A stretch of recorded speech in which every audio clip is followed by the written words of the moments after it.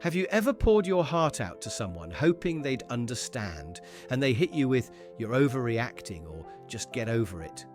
Like, wow, thanks for the emotional insight, Dr. Empathy. There's nothing more frustrating than opening up about something real, only to be met with indifference, eye rolls, or a half-hearted, "That sucks," before they change the subject. It makes you wonder, am I asking for too much? Am I just being dramatic? No, you're not. The real problem. Not everyone is capable of acknowledging your pain, and chasing their validation only makes it worse. It's like knocking on a locked door over and over, expecting it to magically open. Some people lack emotional depth. Some are too caught up in their own struggles to see yours. And some just aren't wired to handle real conversations about feelings. The sooner you accept that, the less time you'll waste trying to make them understand. In this video, we'll break down why some people struggle with empathy, how to stop seeking validation from the wrong people, and where to find real emotional support. Because your emotions do matter, but you need to bring them to the right people. Let's start with the uncomfortable truth. Not everyone is emotionally equipped to handle your feelings, and that's not your fault. Why some people struggle with emotional empathy. Some people just aren't wired to handle emotions, yours or even their own. It's like trying to get Wi-Fi from a toaster. No matter how hard you try, it's just not built for that. Maybe they never learned how to process emotions in a healthy way. If someone grew up in an environment where feelings were ignored, ridiculed, or punished, they didn't develop the emotional muscles to hold space for anyone else's pain. They're not choosing to be cold, it's just the only setting they know. Then there's emotional immaturity. Some people treat emotions like an inconvenience, brushing them off the way you'd swipe away an annoying notification. They see vulnerability as weakness. So instead of listening, they roll their eyes or hit you with a "just get over it." Not because they don't care, but because they genuinely don't know what to do with emotional depth. And let's talk about unresolved trauma. You'd think that people who've been hurt would have more empathy, but sometimes it's the opposite. If someone never worked through their own pain, seeing yours just pokes at old wounds they've buried. Instead of offering comfort, they shut down, deflect, or make it about themselves. The truth is, some people can't meet you where you are emotionally because they haven't even met themselves there yet. They're lost in their own emotional avoidance, and expecting them to suddenly show up for you is like expecting that toaster to start streaming Netflix. It's just not happening. So if it's not personal, why does it hurt so much when people dismiss us? Imagine Sarah finally opening up about something that's been weighing on her. Maybe she's struggling at work, feeling burned out, questioning if she's even good at what she does. She takes a deep breath, shares her feelings, and waits for a little reassurance. But instead of support, she gets hit with, "Oh, it's not that big of a deal. Everyone hates their job." Or worse, "You should be grateful you even have a job." Now she's just standing there, holding all her feelings with nowhere to put them. It's like putting coins into a vending machine that's out of order. You keep expecting something in return, but nothing comes out. And yet, we do this all the time. We turn to people who have a history of dismissing us, hoping this time will be different. Maybe if we explain it better. Maybe if we word it just right. Maybe if we don't sound too sensitive. But no matter how many coins we drop in, the machine just keeps blinking error. Because some people just aren't equipped for emotional depth. It's like expecting your pet goldfish to give relationship advice. Probably not going to happen. Not because your feelings aren't valid, but because you're asking someone for something they don't have to give. And that's the real problem. It's not your emotions. It's expecting people without emotional depth to swim in them. But here's the kicker. Seeking validation from the wrong people doesn't just hurt. It keeps us stuck. So how do we break the cycle? How to stop seeking validation from the wrong people? Validation isn't bad, but chasing it from people who can't give it. That's emotional self-sabotage. Breaking the habit starts with recognizing when someone is emotionally unavailable. And no, that doesn't just mean people who ignore your texts or disappear for weeks. Some of the most emotionally unavailable people are right next to you, nodding, responding, even pretending to listen. But when it comes time to actually acknowledge your feelings, they vanish in plain sight. They change the subject, minimize what you're feeling, turn the conversation back to themselves, or hit you with the dreaded "just don't think about it so much," as if that's some groundbreaking life advice. At some point, you have to stop yelling into an empty canyon and getting mad when no one answers back. If someone has shown you time and time again that they can't meet you where you are emotionally, why keep hoping for a different outcome? The first step isn't getting them to change. It's realizing you don't need them to. You don't need their approval to make your feelings real. You don't need their validation to justify what you already know in your gut. The second you stop looking for emotional water in a psychological desert, you stop feeling so drained. Instead, shift your energy toward people who actually see you. And if that circle is small or non-existent right now, that's okay. Learning to validate yourself is a skill that will outlast any relationship.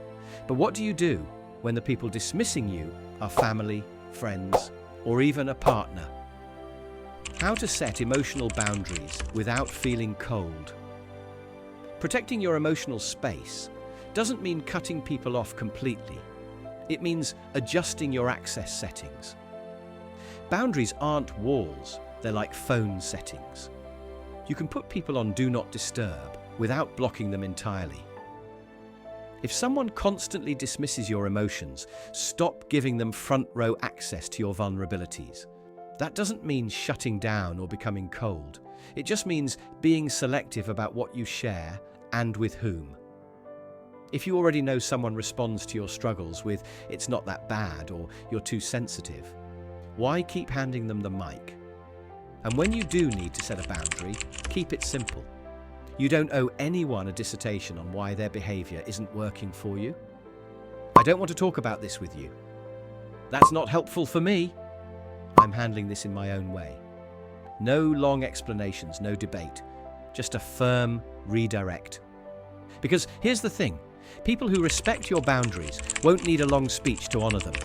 And the ones who push back, they were never interested in your feelings to begin with. At the end of the day, it's not rude to protect your peace. It's necessary. You wouldn't let someone keep stomping on your foot just because they didn't mean to. So why let them keep stepping on your emotions? Once you've set boundaries, the next question is, where do you find the emotional support you actually deserve? Where to find real emotional support. Stop pouring your heart into cups that can't hold water. Some people just don't have the capacity to hold space for your emotions, and no amount of explaining, hoping, or waiting will change that. So how do you find people who can? First, look for emotionally safe people. These are the ones who listen without making it about themselves, who don't rush to fix or dismiss your feelings. They validate without judgment and make space for the full range of human emotions, yours included. Then, build connections based on mutual respect and understanding. A healthy support system isn't just about who's there, it's about who actually shows up. Who remembers the little things? Who follows up when they know you're struggling? Who makes you feel seen instead of just heard? And if your current circle isn't offering that, expand your reach. Seek out communities, support groups, or therapy, places where vulnerability isn't just tolerated but valued. Sometimes the people who truly get it aren't the ones you've known the longest. They're the ones who are willing to listen.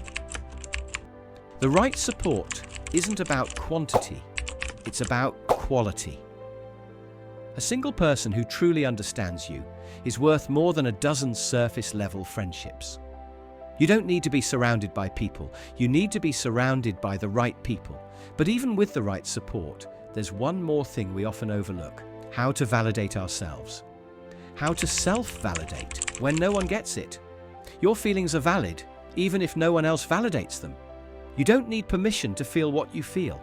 And waiting for someone else to approve your emotions is like waiting for a text back from someone who never replies. It just keeps you stuck. So how do you start validating yourself? First, get those emotions out without judgment.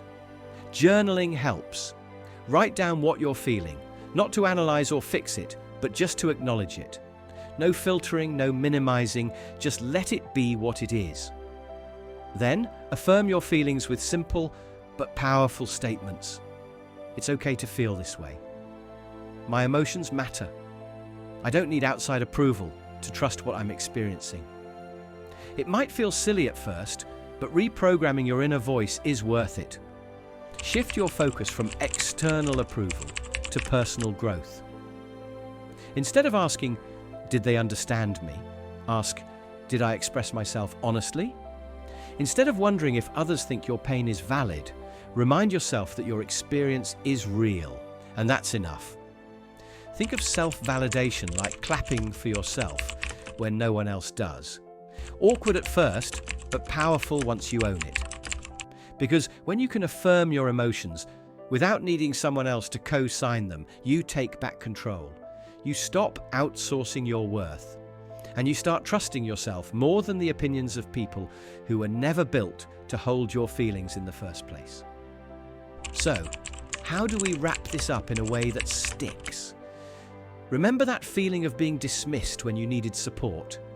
That moment when you opened up, hoping for comfort, and instead got indifference, a generic platitude, or worse, nothing at all.